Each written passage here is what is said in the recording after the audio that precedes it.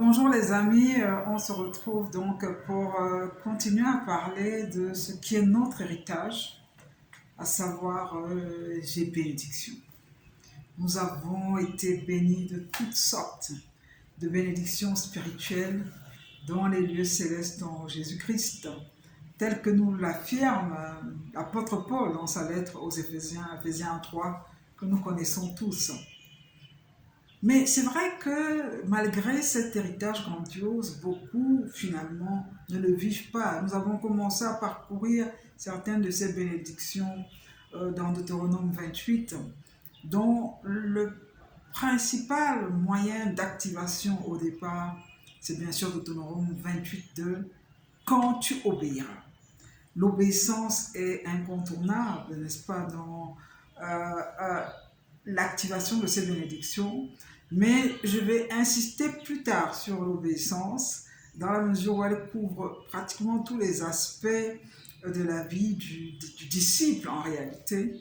Et aujourd'hui, je vais parler d'une autre façon déjà d'activer ces bénédictions. On en verra plusieurs. On verra l'activation d'abord par la demande. Ensuite, on verra l'activation par le don. Ensuite, on verra l'activation par l'obéissance. Et enfin, on va refaire une synthèse de tous ces moyens d'activation.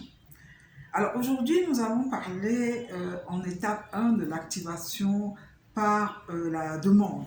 Et je vais parler d'une histoire qui m'a toujours impressionnée, c'est celle de cette veuve qui a rencontré Élisée. Vous pouvez ouvrir vos Bibles dans 2 Rois au chapitre 4. Et alors, elle avait un problème parce que son mari était mort et l'a laissé avec énormément de dettes. Alors, au verset 2 de 2 Rois 4, Élisée lui dit: « Que puis-je faire pour toi?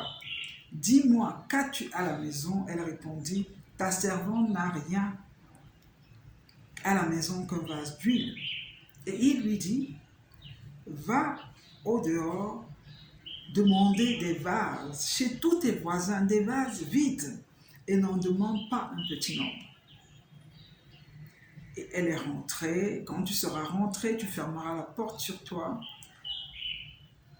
et sur tes enfants. Tu verseras dans tous ces vases de l'huile et tu mettras de côté ceux qui sont pleins. Alors c'est ce qu'elle a fait, cette veuve. Elle est rentrée chez elle, elle avait pris des vases. Et finalement, lorsque les vases furent pleins, elle dit à son fils: « Présente-moi encore un vase. » Mais il lui dit: « Il n'y a plus de vase. » Et alors l'huile s'arrêta. Alors c'est sur ça que je vais insister. Il lui dit: « Il n'y a plus de vase. » Alors l'huile s'arrêta. Demande. Et il dit: « N'en demande pas un petit nombre. » Il y a une bénédiction qui vient de la demande. Et il ajoute: « N'en demande pas un petit nombre. » Celui qui demande beaucoup aura beaucoup plus que celui qui demande peu. Mon frère, ma soeur, nous sommes à l'activation des bénédictions. Demande beaucoup au Seigneur. Demande de grandes choses au Seigneur. Mets des vases devant lui qu'il est prêt à remplir. C'est le récepteur qui peut être défaillant. Ici, l'huile était encore là, mais il n'y avait plus de vase. Ne sois pas ce récepteur défaillant. Demande, demande, demande les nations en héritage, comme il est dit dans le psaume, et l'Éternel va se manifester et manifester sa gloire dans ta vie. Sois abondamment béni, mon frère, ma soeur, à la gloire de Dieu très haut. Amen.